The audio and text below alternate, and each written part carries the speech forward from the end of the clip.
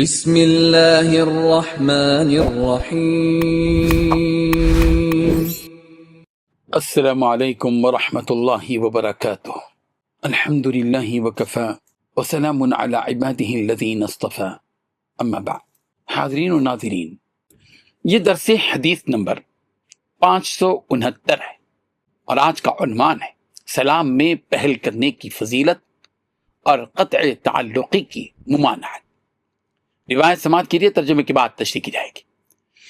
بسم اللہ الرحمن الرحیم۔ عن ابی ایوب الانصاری رضی اللہ عنہ ان رسول اللہ صلی اللہ علیہ وسلم قال لا يحل لرجل ان يهجر اخاه فوق ثلاث ليال يلتقيان فيعرض هذا ويعرض هذا وخيرهما الذي يبدأ بالسلام۔ بخاری۔ ترجمہ یوں ہے، حضرت ابو ایوب انصاری رضی اللہ عنہ سے روایت ہے کہ رسول اللہ صلی اللہ علیہ وسلم نے ارشاد فرمایا، کسی مسلمان کے لیے جائز نہیں کہ وہ اپنے مسلمان بھائی سے 3 دن سے زیادہ تعلق ختم رکھے۔ اس طرح کہ جب دونوں کا آمنا سامنا ہو تو یہ بھی منہ پھیر لے اور دوسرا بھی منہ پھیر لے، اور ان دونوں میں بہتر وہ ہیں جو سلام کرنے میں پہل کرے۔ حاضرین و ناظرین، دین اسلام محبت، اخوت اور باہمی تعلقات کو مضبوط بنانے والا دین ہے۔ اسی لیے رسول رحمت صلی اللہ علیہ وسلم نے مسلمانوں کو ایک دوسرے سے قطع تعلق کرنے سے سختی کے ساتھ منع فرمایا ہے۔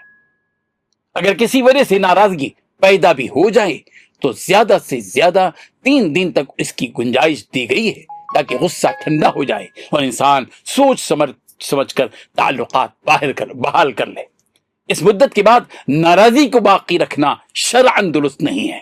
حدیث میں اس شخص کو بہترین قرار دیا گیا ہے جو اپنی انا اور ضد کو چھوڑ کر سلام کرنے میں پہل کرتا ہے۔ سلام میں پہل کرنا یہ عاجزی، محبت اور خلوص کی علامت ہے۔ ایسا شخص نہ صرف اپنے بھائی کے دل کو جوڑتا ہے بلکہ اللہ تعالیٰ کے نزدیک بھی محبوب بنتا ہے۔ آج گھریلو اختلافات، رشتہ داروں کی ناراضگیاں، پڑوسیوں کے جھگڑے اور دوسروں کے درمیان دوریاں معمولی باتوں سے پیدا ہوتی جاتی ہیں، پھر برسوں تک ختم نہیں ہوتی۔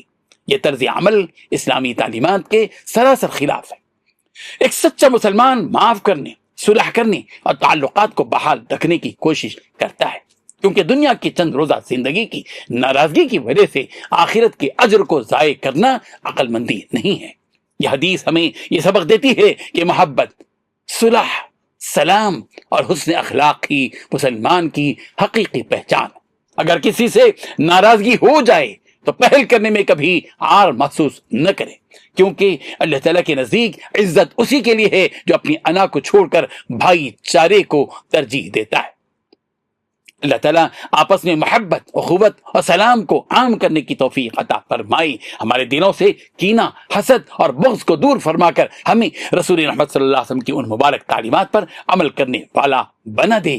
آمین۔ وآخر دعوانا ان الحمد للہ رب العالمین۔